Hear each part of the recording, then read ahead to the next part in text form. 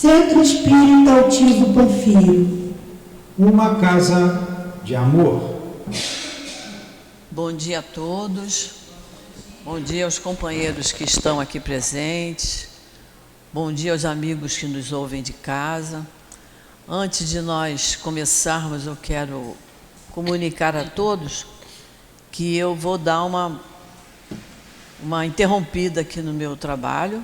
É uma necessidade, eu vou fazer uma cirurgia na semana que vem, na minha perna, vou colocar uma prótese no fêmur e vou ficar uns domingos, não sei quanto, talvez 4, 6 domingos afastado. Então, o Newton vai continuar no trabalho do Evangelho até que eu possa voltar. Eu voltarei o mais depressa possível. Eu tenho muito prazer de estar aqui, eu tenho certeza que todos nós, quando estudamos o Evangelho, a gente sente uma satisfação muito grande. Então, logo que eu puder, eu estarei de volta. Então, hoje nós vamos começar o capítulo 4. Ninguém pode ver o reino de Deus se não nascer de novo. Esse capítulo ele se atém o tempo todo à questão da reencarnação. Quem está com o Evangelho nas mãos, que eu acredito que a maioria esteja, eu sempre repito aqui que curso sem livro na mão não é curso, é palestra. E a gente, para estudar, tem que ter o livro nas mãos. Para a gente estudar, nós estamos aqui para estudar. Para estudar, para aprender, para começar a colocar em prática, né? Então vamos lá, capítulo 4. Ninguém pode ver o reino de Deus se não nascer de novo. Nós vamos usar como página de abertura o item 4, ressurreição e reencarnação. Eu vou ler só um pedacinho para a gente ir se adaptando ao estudo de hoje. Então nos diz assim Kardec: a reencarnação fazia parte dos dogmas judeus sob o nome de ressurreição. Só os saduceus, que pensavam que com a morte tudo se acabava, não acreditavam nela, na ressurreição. As ideias dos judeus sobre esse ponto, assim como sobre muitos outros, não estavam claramente definidas, porque eles só possuíam noções vagas e incompletas sobre a alma e sua ligação com o corpo.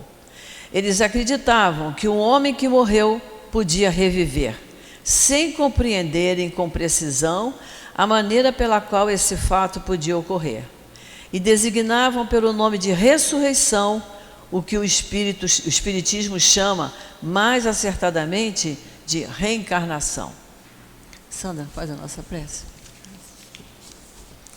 Vamos fechar nossos olhos, agradecer a Deus mais uma vez, agradecer a Jesus por ter nos trago todo esse conhecimento, por ter aberto nossos olhos, que a gente precisa evoluir, mas para isso precisamos estudar, e estudar muito. Mas agradecer também seu Altivo e toda essa equipe que nos recebe nessa casa com muito amor e muito carinho, e pedir a abertura de hoje dos estudos do Evangelho. Graças a Deus. Graças a Deus. Então vamos lá. Item 4, capítulo 4. Ninguém pode ver o reino de Deus se não nascer de novo. O próprio item já está dizendo, né? A gente só pode se aproximar de Deus se nascer de novo, se nascer várias vezes, se reencarnar. Porque a gente, numa encarnação só, a gente não aprende tudo. E a gente sabe disso, né? A gente vai aprendendo, o nosso caminhar é lento. A gente vai aprendendo aos pouquinhos. Então é preciso viver muitas vezes para poder nos aproximarmos dele.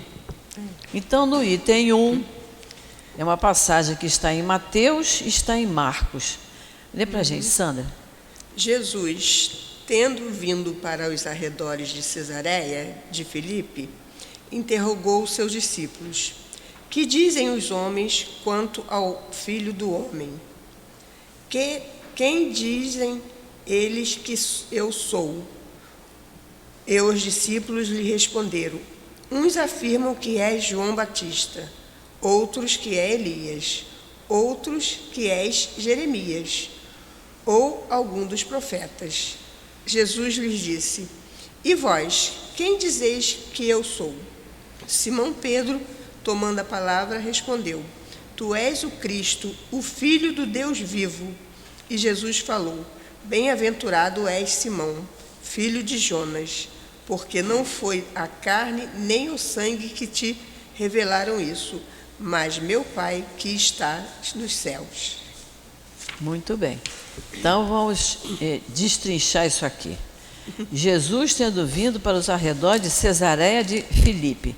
Filipe era irmão de Herodes. Filipe recebeu lá umas terras para ele governar. E ele embelezou essas terras. Então ele colocou o nome de Cesareia, em homenagem ao César, que na época era Augusto. Então era o que se chamavam os governadores, eram os Césares.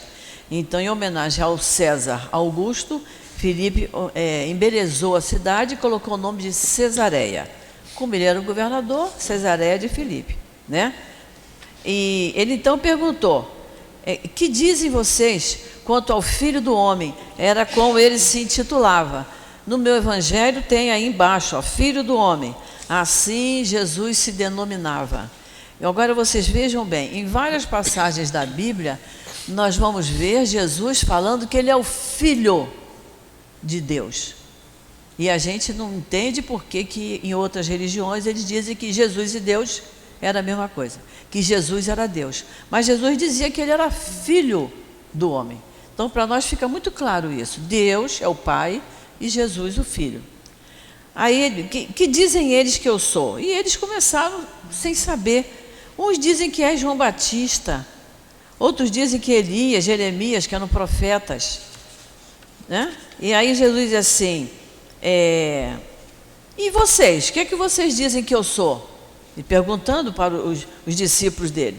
Simão Pedro era assim, era o primeiro a falar, era muito animado, era o que mais gostava de sobressair. Simão Pedro, tomando a palavra, diz: Tu és o Cristo, o Filho do Deus vivo. Ou seja, o Filho vivo de Deus. E aí Jesus diz para ele: Bem-aventurado és, Simão Pedro, filho de Jonas, porque não foi nem a carne nem o sangue que te disse isso. O que ele quis dizer com isso? Não foi a carne nem o sangue. Não foi uma pessoa que chegou no ouvido do Pedro e falou: ó, esse aí é filho de Deus, esse aí é o Jesus. Não é João, nem Elias, nem Jeremias, né? Então não foi nem a carne nem o sangue, não foi uma pessoa, uma matéria que chegou e falou. Ele diz: não foi isso, que te revelaram isso, mas meu Pai que está nos céus. Ou seja, o Pai intuiu Pedro a responder dessa maneira. Então Pedro foi intuído a dar essa resposta: meu Pai que está nos céus. Vamos lá para o item 2. Se eu ficar alguma dúvida, gente, falem, tá? A gente sempre pede que as pessoas se coloquem. Vamos lá. Entretanto, Herodes, o tetrarca, ouviu falar de tudo o que Jesus fazia, e seu espírito ficou em dúvida, porque uns diziam que João havia ressuscitado de entre os mortos, outros que Elias havia aparecido, e outros que um dos antigos profetas havia ressuscitado. Herodes então falou: Eu mandei cortar a cabeça de João. Portanto, quem é esse de quem ouço dizer tão grandes coisas? E tinha vontade de vê-lo. Isso está no Evangelho de Marcos e no Evangelho de Lucas. Marcos e Lucas falando da mesma coisa. Então, Herodes, que era o irmão de Filipe, o Herodes era o tetrarca, porque era o sistema de governo da época. Era tetrarquia, por isso ele era o tetrarca. Ele ouviu dizer tudo isso, né? Porque uns diziam que Jesus era João, que havia ressuscitado. Mas ele falou: mas eu mandei cortar a cabeça do João. E tinha pouco tempo isso. Como é que pode ele ser? Então aí, só por uma curiosidade, eu sei que a maioria de vocês já ouviu essa história, mas eu acho bom a gente dar uma recordada, porque ele diz: eu mandei cortar a cabeça de João. Doloroso um governante afirmar uma coisa dessa, né? Mas naquela época a coisa corria desse jeito. Então, se nós formos na Bíblia, lá em Marcos capítulo 6, no item 17 em diante, Eu vou relatar rapidamente a história de cortar a cabeça do João. Herodes havia mandado prender João e o tinha lançado no cárcere por causa de Herodíades, mulher do seu irmão Filipe. O irmão do Herodes era o Filipe. O Filipe era casado com Herodíades. E o Herodes estava namorando a Herodíades. Porque João dizia para Herodes: não te é lícito ter a mulher do teu irmão. Herodíades, a mulher, por isso, armava uma cilada contra João e queria matá-lo, mas não sabia como. Porque Herodes temia João, porque João decifrava sonhos. João era um médium. Então, naquela época, ele era temido, as pessoas não entendiam bem isso, né? E Herodes achava que ele era um homem justo e santo, apesar do João dizer isso para ele, que ele não podia ter relacionamento com a cunhada. Mas mantinha ele em cárcere, para que ele não tivesse contato com outras pessoas. Ouvindo, ficava muito perplexo e o escutava com prazer. Herodes ouvia as histórias de João com prazer, achava interessante aquilo. Chegou, porém, um dia em que Herodes, por ocasião do seu aniversário, deu uma festa, convidou muita gente, todo o povo rico da Galileia, e a filha da Herodíades, tendo comparecido para dançar, agradou muito a Herodes e a todos os convidados. Então o rei Herodes disse para a moça: pede-me o que quiseres que eu te darei. Ele gostou tanto da dança dela que ele disse isso. E repetiu em juramento: tudo o que me pedires eu te darei, ainda que seja a metade do meu reino. Ela não sabia o que ela ia pedir para ele. Ela então foi perguntar à mãe dela: o que eu devo pedir para ele? E a mãe então chegou o momento da vingança. Peça-lhe a cabeça de João Batista. Herodes tinha feito um juramento. Herodes, então, ela chega para Herodes e diz: quero que me deixe, sem demora, num prato, a cabeça de João Batista. O rei se entristeceu, mas por causa do juramento, não quis desgostá-la.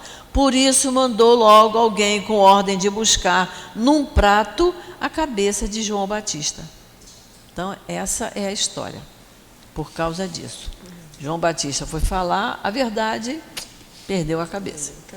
É isso aí, por isso que ele fala isso. Então, isso tinha sido pouco tempo antes de Jesus começar a falar. Então, ele dizia: não pode ser João Batista, mandei cortar a cabeça dele. Então, é uma coisa estranha, né? E ele diz: quem será esse que diz tão grandes coisas? E aí o item 3. Após a transfiguração. Vocês também têm aí no Evangelho, aí embaixo, no rodapé, a questão, né, da transfiguração, né? Que era um fenômeno de efeito físico que modificava a aparência do médium. Seus discípulos o interrogaram, dizendo: por que dizem, pois, os escribas que é preciso que Elias venha primeiro? Mas Jesus lhes respondeu: é verdade que Elias deve vir e restabelecer todas as coisas. Mas eu vos declaro que Elias já veio. E eles não o conheceram e o trataram como quiseram. E é assim que farão sofrer o Filho do Homem. Então seus discípulos compreenderam que era de João Batista que Jesus havia falado. Passagens são em Mateus e Marcos. Isso. Olha só, nós vamos estudar isso bem detalhado no item 11. O item 11 vai falar muito bem sobre isso. Mas quem tiver aí com o lápis na mão, como eu sempre peço, se tiver interesse de se aprofundar mais nisso, no livro A Gênese, do nosso Kardec, lá no capítulo 17, do item 33 em diante, ele vai explicar isso perfeitamente, bem mastigadinho para nós, né? Mas os discípulos disseram assim: por que dizem os escribas eram os homens estudiosos da época, que é preciso que Elias venha primeiro? E Jesus respondeu: Elias já veio, mas não o reconheceram. Então, Elias, que tinha sido profeta, já veio, ou seja, Elias já reencarnou, e ele reencarnou como João. E aí ele diz, e eles não o conheceram e o trataram como quiseram. Mandaram até degolar o João, né? É assim que farão sofrer o Filho do Homem. Ele sabia que ele ia passar pelo sofrimento, ele sabia perfeitamente. Novamente ele fala, o Filho do Homem, ele é o Filho. Então os discípulos compreenderam que era de João Batista que Jesus estava se referindo. E no item 4, que vai nos falar a respeito da ressurreição e da reencarnação. A gente que é espírita entende, aceita, porque é verdade, a questão da reencarnação. O que é reencarnação? Eu morro, vou ser enterrada ou cremada. Meu corpo já era. Mas meu espírito não, ele é imortal. Não é isso? Então eu vou reencarnar futuramente num outro corpinho, interessante, bonitinho, pequenininho, para ser educado pelo pai e mãe, vai por aí afora. Né? Continuando a minha trajetória de espírito, mas num corpo novo. Mas o que eles falavam de ressurreição é o que eles vão dizer aí agora. Lê aí, Sandra. A reencarnação fazia parte dos dogmas judeus sob o nome de ressurreição. A gente, na doutrina espírita, a gente não usa esse termo dogma, porque dogma era um ponto fundamental de doutrina que não tem discussão. Então, por isso que a gente diz que o único dogma da doutrina espírita é a reencarnação, porque não se discute. Existe, é verdadeiro e a gente sabe disso. Não tem como duvidar. Mas em outras religiões há outros dogmas. Então ele diz aqui que a reencarnação fazia parte dos dogmas dos judeus. Eles não entendiam bem o que era isso, mas usavam esse termo. Só os saduceus, que pensavam que com a morte tudo se acabava, não acreditavam nela. E aí o que é que nós falamos? Lá quando nós estudamos a introdução, que nós falamos sobre os fariseus, os essênios, saduceus, o que é que nós falamos? Quando via uma palavra assim, saduceu, o que é saduceu? Vai lá na introdução, nas notícias históricas e vai ver quem eram os saduceus. É assim que a gente estuda, né? A gente vai lá e volta. Bom, não sei o que é saduceu, tem lá na introdução, é só voltar lá. Então ele diz, somente os saduceus pensavam que com a morte tudo se acabava, não acreditavam nela, eles não acreditavam em ressurreição. As ideias dos judeus sobre esse ponto, ainda como sobre muitos outros, não estavam claramente definidas, porque eles só possuíam noções vagas e incompletas sobre a alma e sua ligação com o corpo. Então ele está falando aqui dos judeus, mas se a gente passar para os dias de hoje, até hoje muita gente não compreende. Tem gente que não pode nem ouvir falar na palavra morte. Causa um pânico tão grande, porque não tem a ideia que nós espíritas temos, e que temos que cada vez mais nos conscientizar disso. Então ele diz que eles não tinham ideias claramente definidas, como muitos de nós encarnados não temos. Por isso é uma bênção muito grande nós estudarmos a doutrina espírita, porque nós não temos esse pânico da morte. Morrer, ninguém quer morrer. Se perguntar para mim assim, você quer morrer amanhã ou no dia que eu vou fazer a cirurgia? Eu vou dizer, não, eu vou ficar pensando na opção de coisa que eu ainda tenho para fazer. Mas se o Chico, que era o Chico, não queria morrer, não é? Quando Emmanuel falou para ele, acho que hoje você vai, ele falou, não, eu tenho muita coisa ainda para resolver. Então é muito natural que a gente não queira morrer. Tanto é que, né, Nilton, a aula do suicídio é voltado para isso, para as pessoas, que o suicídio é um erro gravíssimo que se comete em relação à lei de Deus, porque só Deus sabe o tempo de vida que a gente vai ter, mas nós espíritas temos uma ideia do que seja o fenômeno da morte, o que acontece depois, né? Então ele está dizendo aqui que na época eles não tinham ideia precisa, a gente sabe que muita gente hoje também ainda não tem. Eles acreditavam que um homem que morreu podia reviver, sem compreenderem com precisão a maneira pela qual esse fato podia ocorrer. Designavam pelo nome de ressurreição e que o Espiritismo chama mais acertadamente de reencarnação.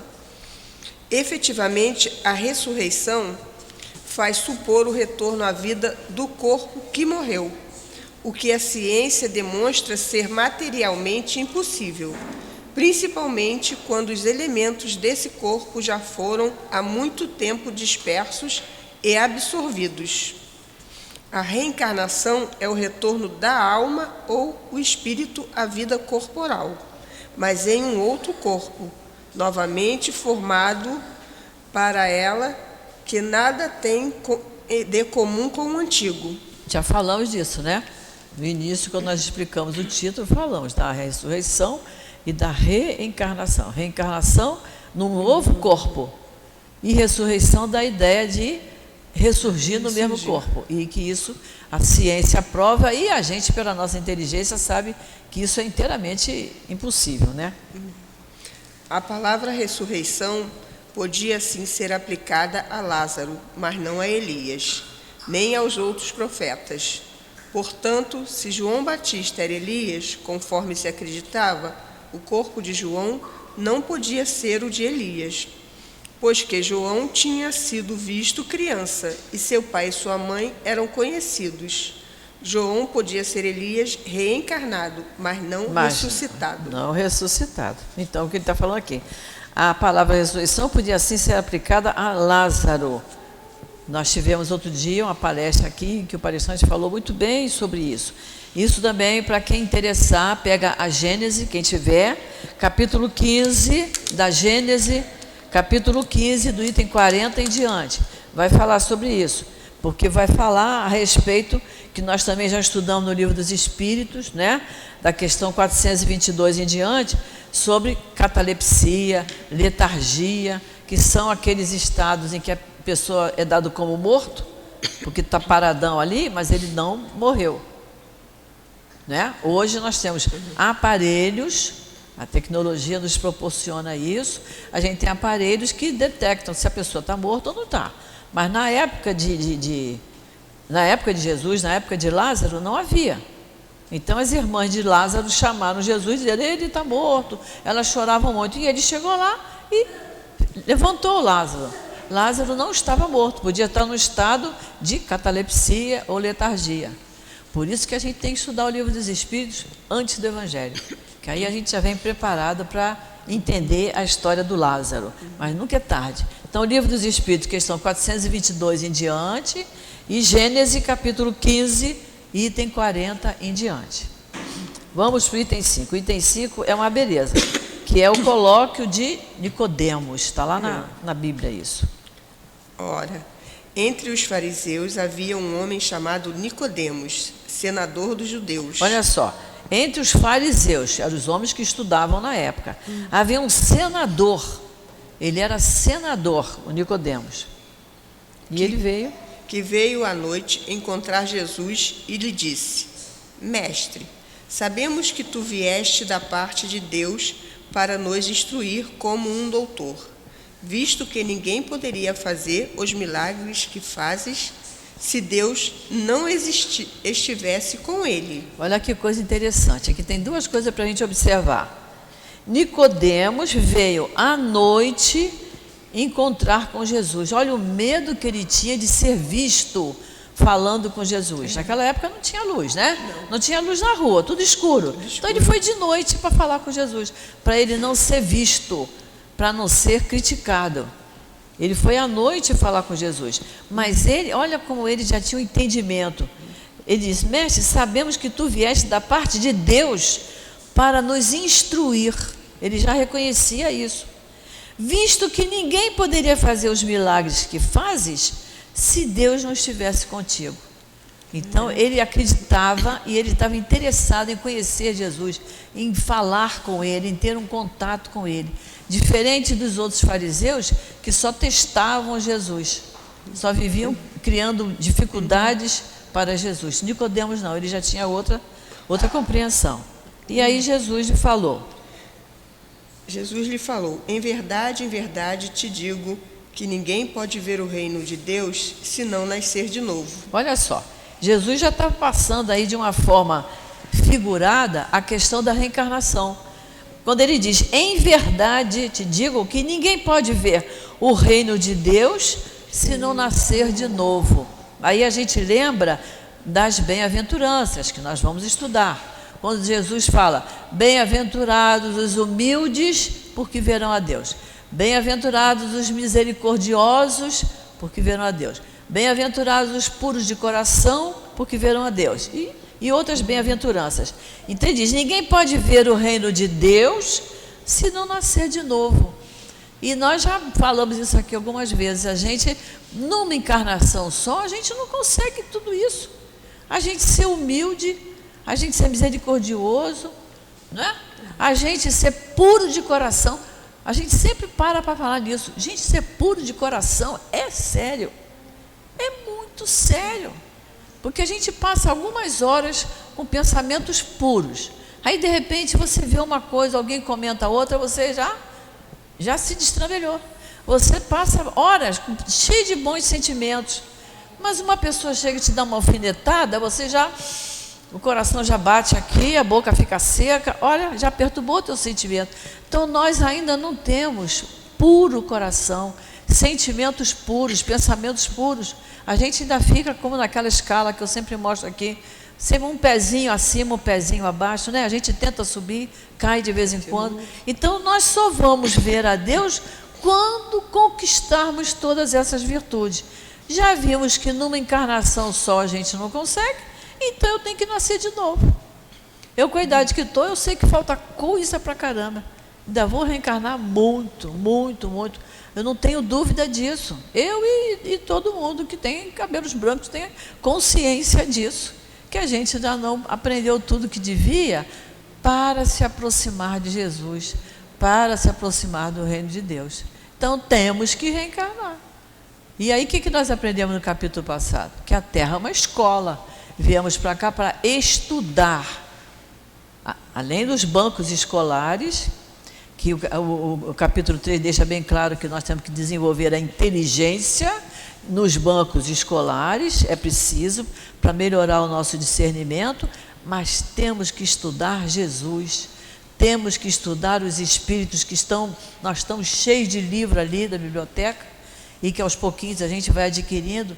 Temos que estudar Kardec, Leon Denis, André Luiz, Ivone Pereira, Cair Bachutel, né, Newton? Para a gente poder aprender e ir tirando de dentro de nós ainda aquelas dificuldades que a gente tem, que todos nós temos, né? Disse-lhe Nicodemos, como pode nascer um homem que já é velho? Ele pode tornar a entrar no ventre de sua mãe para nascer uma segunda vez? Nicodemo não entendeu nada. Pô, nascer de novo? Como é que pode? O que é isso? Aí faz essa pergunta.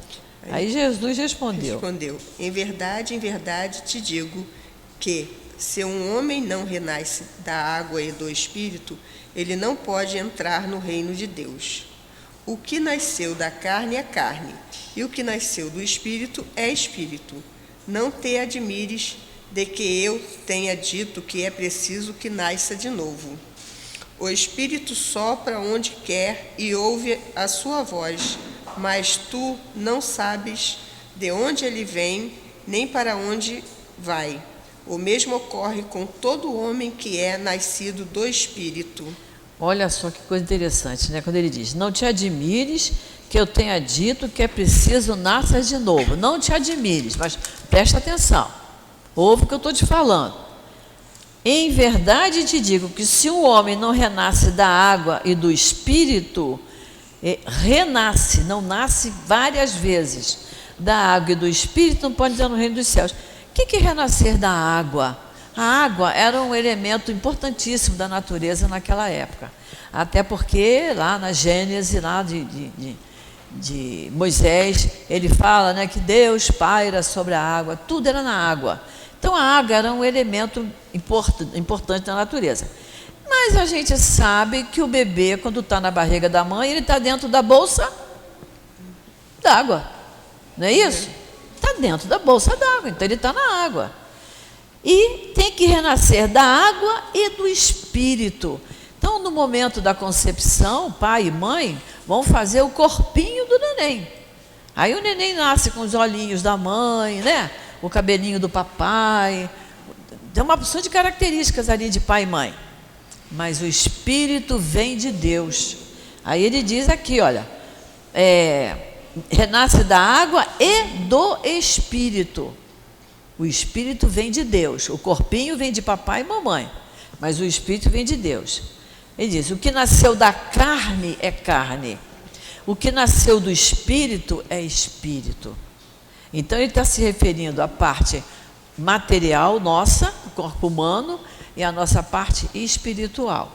O nosso espírito foi criado por Deus. A gente aprende lá no livro dos Espíritos. Somos todos criados iguais. Somos todos criados simples e ignorantes. O que quer dizer isso? Purinhos, sem saber de nada. Somos todos criados iguais. O espírito vem de Deus. E ele diz, o espírito sopra onde quer, ouves a sua voz, mas tu não sabes de onde vem nem para onde vai. Olha só o espírito, e é isso aí, a gente que é espírita sabe disso. Quem é vidente, se tem alguém vidente aqui, está vendo aqui na sala outros espíritos. Eu, como não sou, não estou vendo. Mas eu não sei, eu sei que aqui tem, mas não sei de onde veio, para onde vai. Ele se apresenta, ele fala para quem tem possibilidade de recebê-lo, né? O mesmo ocorre com todo homem que é nascido do Espírito. Então, o homem é de carne, nós somos carne e somos espíritos, né? Vamos lá. Nicodemos lhe perguntou, como isso pode acontecer? Jesus lhe disse, és mestre em Israel e ignora essas coisas? Ele era um homem inteligente, né? Ele era um fariseu, era um senador, e estava com dificuldade de entender isso. Em verdade, eu te digo, que só dizemos o que sabemos e só damos testemunho do que vimos. E, no entanto, não aceitas o nosso testemunho. Olha que coisa bonita, Jesus fala assim, olha, só dizemos o que sabemos. Jesus não falava eu, né? Jesus não falava eu, ele falava nós. Então é muito importante isso também, né? Quando uma vez, por uma questão de egoísmo, a gente fala muito eu, meu, né? Isso é meu, eu sei. Mas Jesus falava nós. Então ele diz, só dizemos o que sabemos, só damos testemunha do que vimos. Quer dizer, ele não estava sozinho. Ele e a pleiade de espíritos puros com quem ele também se acompanhava. Mas, no entanto, você não aceita. Mas se tu não crês, quando te falo das coisas da terra, como acreditarás quando te falo das coisas do céu? Muita dificuldade. Tá, isso está no Evangelho de João. Se você não crê das coisas que você está vendo aqui, como você vai entender quando eu falar das coisas do céu? É o nosso caso. Quando a gente fala de doutrina espírita, quando a gente fala de plano espiritual, quando nas aulas o Newton dá exemplos do que acontece no plano espiritual, muita gente fica assim, será que é assim mesmo? Que a gente não está vendo? Era o caso do Nicodemos. Então ele disse, como é que você vai acreditar quando eu te falo das coisas do céu? Se você tem dificuldade de entender das coisas da terra. E não é verdade? A gente também tem dificuldade de entender muita coisa que a gente está vendo. A gente está vendo e não crê. Imagina no que não está vendo, né? Isso também, olha só, essa questão da ressurreição, para quem interessar, Livro dos Espíritos, questão 1010. Muito bom lá, uma resposta do Espírito São Luís. E depois tem um comentário de Kardec muito importante sobre essa explicação. Tá? E quem também se interessar, a questão 222, que é uma questão muito grande, mas é o finalzinho da questão 222 que vai nos falar, e fala até sobre Nicodemos. Isso é interessante. Mas a gente percebe que mesmo em outras religiões cristãs, eles já se referem hoje com relação à ressurreição, não como nessa época, que achava que a pessoa vai ressurgir com o mesmo corpo. Hoje, eu assisti outro dia um culto religioso, em que o responsável dizia que era uma ressurreição diante de Deus. Ou seja, era a alma se apresentando diante de Deus. Já deu uma melhorada, né? Porque lá ele se apresenta como espírito. Né? No caso ali, a pessoa falava alma, né? A gente sabe uma pouca diferença para nós. A gente fala espírito o tempo todo, né? Mas o espírito encarnado é a alma, desencarnado é espírito. Mas ele dizia que quando a pessoa morre, a alma ressurge diante de Deus. Eu achei até interessante, ó, já melhorou um bocadinho. Já está chegando perto do que a gente pensa. Só que, para chegar diante de Deus, tem que cumprir aquelas bem-aventuranças todas. Tem que ser humilde, tem que ser misericordioso, tem que ter puro coração, tem que passar pelas aflições com seriedade e com resignação. Mas, para aquela pessoa que estava falando ali, ela dizia isso. E nós espíritas sabemos que não é bem assim. A gente desencarna e a gente vai para uma morada, como estudamos no capítulo 3, de acordo com o patamar espiritual que nós estamos ocupando. Não é isso? Mas vamos fazer tudo para a gente se aproximar do reino. Então vamos lá para o item 6. A ideia de que João Batista era Elias e de que os profetas podiam reviver na terra encontra-se em muitas passagens dos evangelhos, notadamente nas relatadas acima, item 1 a 3. Nesses item 1 a 3 nós já falamos sobre isso, né? Se essa crença tivesse sido um erro... Que crença? A crença de reviver, né? Jesus não teria deixado de combatê-la como combateu a tantas outras. Longe disso, ele a confirmou com toda a sua autoridade, colocando-a como um princípio e como uma condição necessária quando disse: ninguém pode ver o reino de Deus se não nascer de novo. E ele insiste quando acrescenta: não te admires de que eu tenha dito que é preciso que nasça de novo. Olha que coisa interessante, hein? Se essa crença de reviver fosse um erro, Jesus iria combatê-la. Longe disso, ele a confirmou com a sua autoridade, colocando como um princípio e como uma condição necessária. Como uma condição necessária. Quando ele diz: ninguém pode ver o reino de Deus se não nascer de novo. Tem que nascer de novo, para continuar estudando, aprendendo, evoluindo, crescendo, melhorando. E ele insiste quando acrescenta: não te admires de que eu tenha dito que é preciso nascer de novo. Jesus deixava bem claro isso. E isso, gente, está na Bíblia. Kardec pegou isso aqui e colocou no Evangelho segundo o Espiritismo. Então, todo cristão que lê a Bíblia, cristão é todo aquele que aceita o Cristo, que segue o Cristo, independente do rótulo, do nome da religião. Todo cristão que lê a Bíblia, lê isso que nós estamos lendo aqui. O Kardec é muito honesto quando ele pega um texto da Bíblia e bota no nosso Evangelho, ele bota exatamente igual, as mesmas palavras, com as mesmas vírgulas, ele não muda nada. Então não tem por que discutir um religioso com outro religioso se a Bíblia é a mesma, não é? É só uma questão da gente botar inteligência para funcionar, para poder interpretar corretamente. E mais inteligente que Kardec, está difícil da gente ver. Vamos para o item 7? Estas palavras: se um homem não renasce da água e do Espírito, foram interpretadas como a regeneração pela água do batismo. Mas o texto primitivo trazia simplesmente não renascer da água e do Espírito, enquanto que, em certas traduções, as palavras do Espírito foram substituídas por do Espírito Santo, o que não corresponde mais ao mesmo pensamento. Então vocês vejam bem o que ele diz aqui, olha só. Essas palavras foram interpretadas, interpretação, cada um de nós tem a sua.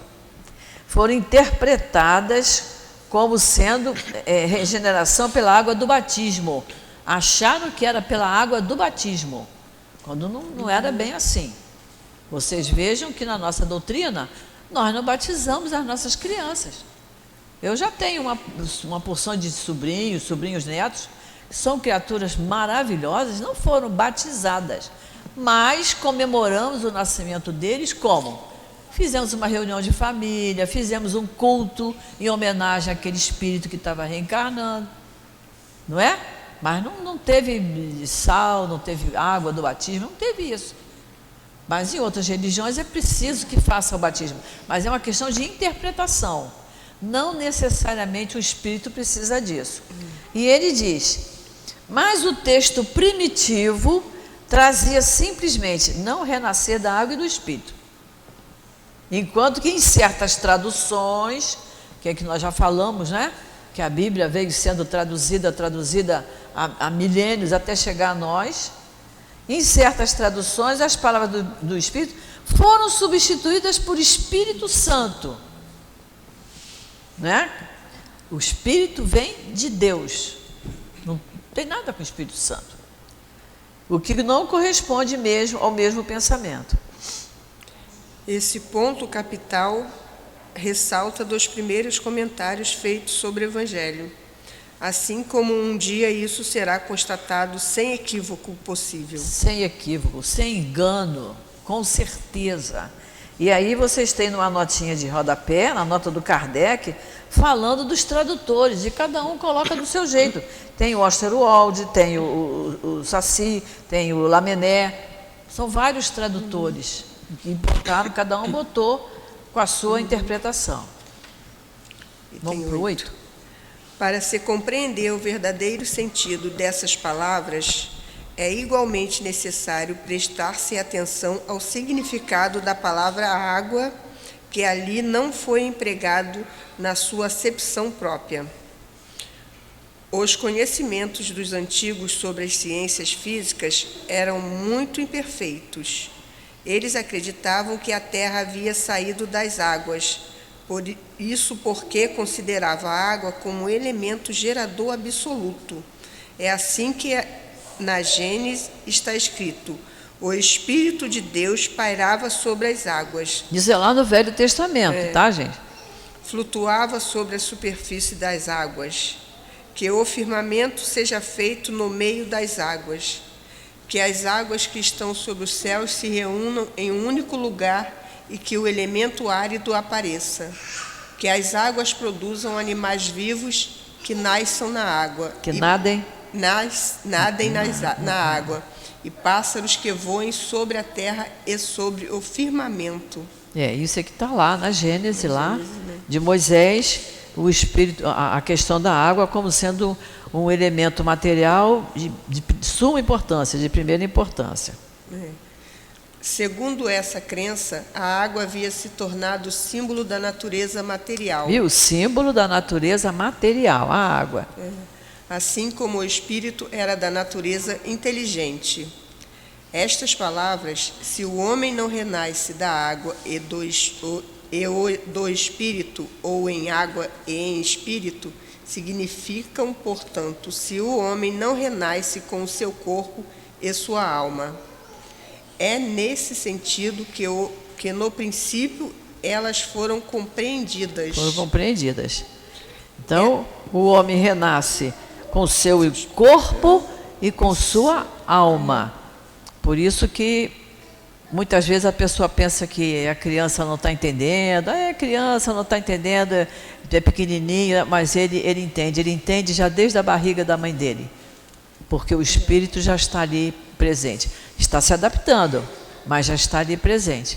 Por isso que durante todo o período de gravidez há que se dá uma importância muito grande ao que se faz, ao que se fala, ao que se pensa, além do que se come e do que se bebe. O período da gravidez é de uma responsabilidade muito grande. E depois que nasce, a criança está ali, vendo, participando e aprendendo, né? Essa interpretação, aliás, é justificada por estas outras palavras. O que nasceu da carne é carne, o que nasceu do espírito é espírito. Que nasceu, já vimos isso, já entendemos, né? O que nasceu da carne é carne, papai e mamãe. O que nasceu do espírito é espírito, é criação de Deus, vem do Criador. Jesus faz aqui uma distinção incontestável entre o espírito e o corpo. O que é nascido da carne é carne, indica claramente que só o corpo procede do corpo e que o espírito é independente do corpo. O espírito é independente do corpo. Eu já vi até há muito tempo uma pessoa num centro falando com uma pessoa que ia ser avó. Ela virou para a avó, a médium, e disse assim: esse espírito que vai reencarnar, ele é mais velho que o pai e a mãe. Olha que coisa interessante. E a gente vê isso, né? A gente vê crianças, às vezes, dizendo coisas para a mãe e para o pai que eles mesmos não tinham pensado nisso. Na nossa família, nós temos uma pessoa, uma moça que fumava. De repente começou a fumar. O filho estava com 5 anos. Ela, de repente, achou bonito fumar, começou a fumar. Ele virou para ela e falou para ela: eu não gosto disso. Isso que você está fazendo está errado, porque eu não posso sentir esse cheiro de fumaça. E ela se envergonhou e parou de fumar. Olha que alcance que ele teve, né? A maneira como ele falou para ela que aquilo não era bom, nem para ela, nem para ele. Não é um espírito já com aprendizado ter essa noção? Porque a criança vê pai e mãe fumando. Daqui a pouco, quando tiver 10, 11, 12 anos, está fumando também. Mas hoje ele tem 40 e poucos anos e não fuma, nunca fumou. Mas ele era bem pequenininho quando ele viu a mãe fazer isso e condenou e disse que aquilo não era bom nem para ela, nem para ele. Então, esse espírito, com certeza, ele tem mais aprendizado, mais conhecimento e pode ser mais velho. Não estou dizendo que é mais velho, não sei, mas pode ser. Mas esse médium disse para essa senhora: olha, esse seu neto aí que vai nascer, esse espírito é mais velho que os pais dele.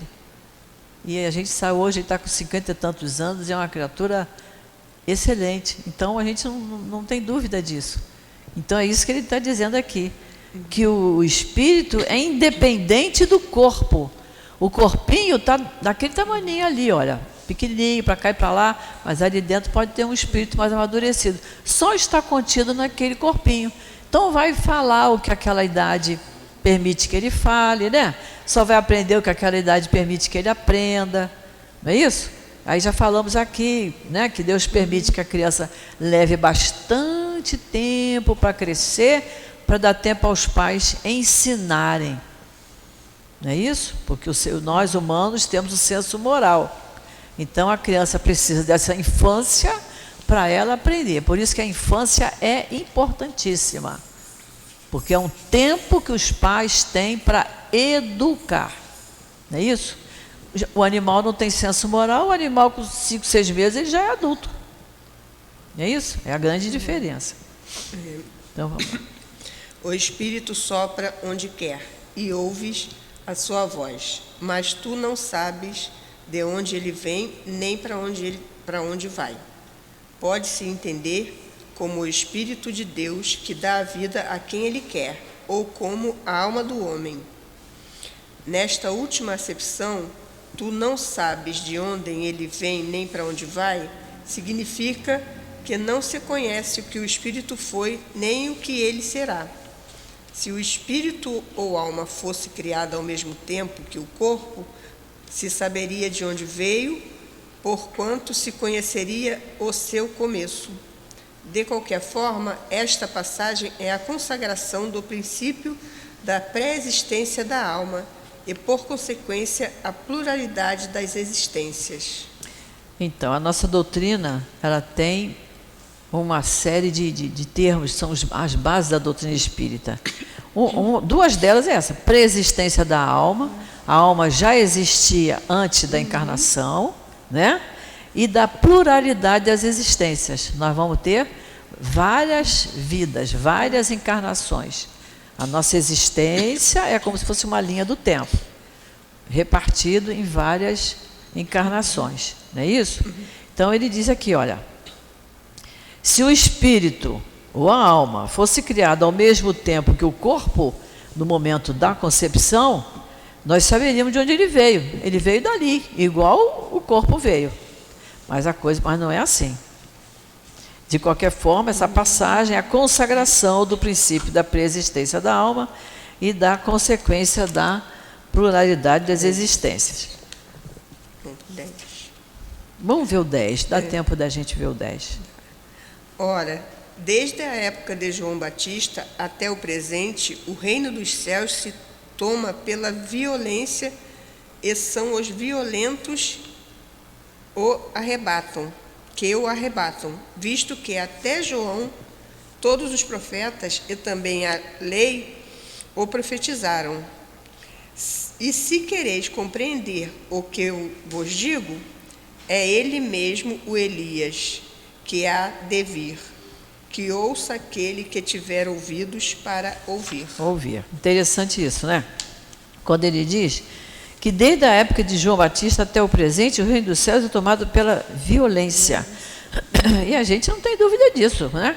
Como é que morreu João Batista? Degolado. Era uma violência. Então não estava agradando lá o grande lá, o Senhor, manda botar no cárcere, prende. E hoje, infelizmente, em alguns países, principalmente lá do Oriente, ainda tem alguma coisa assim, né? Ainda existe umas violências lá bem grandes, né? Então, ele diz assim, era tomado pela violência. E são os violentos que os arrebatam, claro, né? Visto que até João e os profetas também a lei profetizaram. João sabia que isso iria acontecer. E se quereis compreender o que eu digo, é ele mesmo, Elias, que há de vir. Já estudamos isso lá no item 3. Que ouça aquele que tiver ouvidos de ouvir. Essa explicação, essa frase de Jesus é de uma importância fora do comum. O que é ter ouvido de ouvir? É que tem ouvido para aprender. É ouvir para aprender, para raciocinar, para refletir. A gente pode até muitas vezes não concordar, mas aí eu vou estudar para ter argumento, para dizer, olha, eu não concordo porque eu penso assim. Até o outro dar explicações e ele entender as explicações, aceitar ou não. Mas Jesus queria que nós tivéssemos ouvidos de ouvir, de prestar atenção, de refletir sobre as palavras dele. Então, é isso que a doutrina espírita nos ensina, refletir sobre as palavras de Jesus. Não é, por isso que eu digo, não é a gente de manhã acordar, eu todo dia de manhã acordo, tomo meu café e vou ler o Evangelho. Lê o Evangelho, lê só um pedacinho, para refletir em cima daquilo ali, para entender, para poder botar em prática. Que se eu pegar o capítulo 4 e ler, por exemplo, agora, já lemos até o item 10. Quem está com o Evangelho na mão, muita coisa já está fixando, tenho certeza disso. Quem não está, chega em casa, vai pegar e vai ler outra vez. Vamos ver o que foi comentado lá, para eu estudar, para aprender. Agora, se eu pego o Evangelho sozinha na minha casa para eu ler, eu vou ler, às vezes, só um parágrafo. Leio, reflito, entendi, não entendi. Se não entendeu, nós estamos aqui, nós da casa, eu, o Newton, e todas as pessoas que trabalham aqui, os instrutores que dão aula, a gente está aqui para tirar dúvida, porque nós também estamos estudando, a gente continua estudando. Nós não acabamos de estudar, nós não paramos de estudar. Então, é bom por isso. Chegar e dizer assim, olha só, Gracilde, Newton, isso aqui que está no Evangelho, eu não consegui entender isso aqui não. Outro dia uma pessoa falou para mim, está difícil digerir isso. Digerir. Assimilar completamente. É isso aí, mas é isso que tem que ser feito. Não é ler o Evangelho como se fosse é como tomar café da manhã. Eu tenho que acordar e tomar café da manhã. Não é isso não. É ler para refletir, para entender, para assimilar, para poder botar em prática. Até lembrando daquela passagem que eu gosto muito também de Jesus, quando ele estava em frente ao gasofilácio, que era o lugar onde se colocavam as oferendas, ele estava sentado em frente ao lugar onde se colocavam as oferendas, vendo como cada um colocava a sua oferenda. Quer dizer, vendo de que maneira cada um colocava a sua. Então tem gente que ia lá e botava uma importância grande e olhava para ver se está todo mundo vendo, para botar dentro da caixinha. Até que veio aquela viúva, pobre, meteu a mão no bolso, tirou as moedas que tinha e botou. Aí Jesus diz para os discípulos dele, vocês estão vendo? Aquela senhora deu muito mais do que aqueles outros todos, porque ela fez um esforço ali. Os outros deram do que sobrava. E ainda deram com a mão direita e a mão esquerda vendo, observando. E vendo se tinha alguém olhando. Não é isso? Então, que a gente pense nessa postura de Jesus em todos os momentos da nossa vida.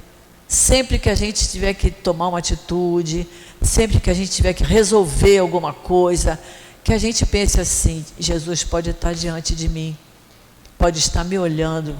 Se eu estiver fazendo a coisa certa, Ele estará fazendo assim. Mas se eu não estiver, Ele estará fazendo assim. E isso é muito triste, né? A gente imaginar que Jesus não está aprovando a nossa atitude, não está aprovando. E aí, nisso aí incluem os nossos pensamentos, os nossos sentimentos, a nossa maneira de falar. A gente tem que agir sempre imaginando Jesus sentado em frente de nós, observando as nossas atitudes. A gente sabe que não precisa exatamente ser Jesus, mas todos nós temos um anjo de guarda. O anjo de guarda é um espírito que Deus determina que ele olhe por nós. Então, o nosso anjo de guarda está ali olhando. No capítulo 28, lá no finalzinho do Evangelho, tem uma passagem que diz que o anjo de guarda fica aflito quando a gente está para decidir uma situação. Por quê? Porque ele quer que a gente faça sempre pelo caminho reto. Mas se a gente está na dúvida, se eu vou por aqui ou se eu vou por ali, ele fica te intuindo: vai por ali, vai. Mas às vezes a nossa rebeldia diz assim: eu sei que eu devia ir por ali, mas não vou, eu vou por aqui. A gente às vezes não faz isso. E aí o anjo da guarda diz: que pena, pegou o caminho errado. Bem que a consciência estava lá piscando, é o anjo da guarda dizendo: ó, avisa ela, avisa aí que não pode ir por ali. Mas a nossa rebeldia faz a gente tomar o caminho errado. Então que a gente pense nisso. O Evangelho é para isso, é para a gente despertar para a nossa maneira de agir, de falar, em todos os momentos. Não é só aqui dentro da casa espírita, aqui é um ambiente maravilhoso. Os espíritos estão aqui nos apoiando, nos intuindo, nos ajudando. Mas a gente sai ali fora, a gente recebe as alfinetadas, né? A gente recebe alfinetada na família, na vizinhança, no nosso trabalho remunerado. Mas que a gente pense sempre nisso. Não, eu estou estudando o Evangelho, é para melhorar. E eu tenho que melhorar, vou fazer um esforço. E aí a gente aprende, reconhece o verdadeiro espírita pelo esforço que ele faz. Então, vamos nos esforçar. Então, aqui nesse item 10, Mateus fala do tempo em que o reino dos céus era tomado pela violência. O reino dos céus, porque até hoje há lugares em que a pessoa tem guerra santa. Já ouviram falar nisso, né? Guerra santa, que isso, gente? Tudo feito em nome de Deus, gente fala em nome de Alá. E estão matando, estão destruindo velhos, crianças, famílias inteiras, em nome de Deus. Então é um absurdo. Então até hoje ainda há lugares em que se toma o reino dos céus pela violência. É isso que ele está falando. E aí nós vamos ver, nós vamos estudar no item 11, que Jesus veio com as bem-aventuranças para que o reino dos céus seja ganho pela caridade, pela doçura. Que Jesus veio trazendo a palavra amor. O amor fraternal. Porque todos nós somos filhos do mesmo Pai, somos filhos de Deus, nosso amor é fraternal. Então nós temos que nos tratar com amor, amor fraternal, amor sincero, não é? Ou seja, não precisa ser toda hora, querida, não é isso.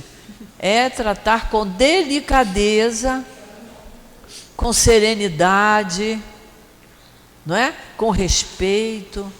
E é isso que Jesus espera de nós.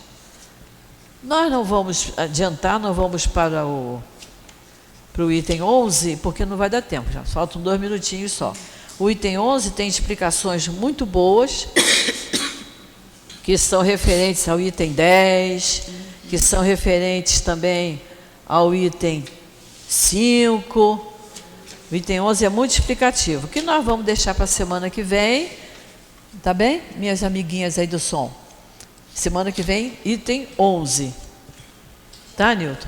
Aí semana que vem a gente vai analisar. Esse capítulo é muito rico, é um capítulo muito bom para a gente entender, tem muita coisa para a gente aprender nesse capítulo, né? Então vamos fazer a nossa prece para nós encerrarmos. Vamos nos acalmar.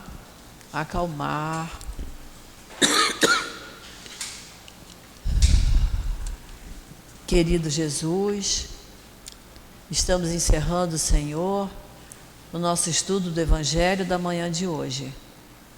Mas te pedimos, Senhor Jesus, que nos dê sempre ânimo e determinação para continuarmos estudando as tuas lições, que nos fazem um bem enorme, que nos levam para o caminho do bem, para o caminho da paz, para o caminho do amor. Ilumina, Senhor, as nossas mentes, ilumina a nossa consciência, para que possamos sempre ouvi-la, para tomarmos as resoluções corretas em nossa vida. Abençoa, Senhor, a cada um de nós, tanto a nós aqui presentes no nosso querido SEAP, como a todos nós que estamos de casa, acompanhando o nosso estudo do Evangelho. Que possamos, Senhor, amar esta obra, amar as obras de Kardec, amar as obras desses espíritos queridos que nos transmitiram tanto ensinamento, ensinamentos que nos equilibram, que nos acalmam, que nos dão mais resignação, que nos fortalecem, que nos fazem compreender as nossas dificuldades do dia a dia. Então nós te pedimos, Senhor, que nos dê sempre coragem, muita força. Abençoa, Senhor, esta casa, abençoa os espíritos que aqui trabalham amorosamente, incansavelmente, para que a nossa casa continue crescendo como ela está crescendo, para a alegria do nosso companheiro querido altivo e de toda a coluna de espíritos que aqui trabalha. Então, Jesus, em teu nome, em nome desses espíritos queridos, em nome de Deus nosso Pai, que nós encerramos o nosso estudo da manhã de hoje do Evangelho. Mas fica conosco, Senhor, porque nós estamos sempre precisando muito de Ti. Graças a Deus.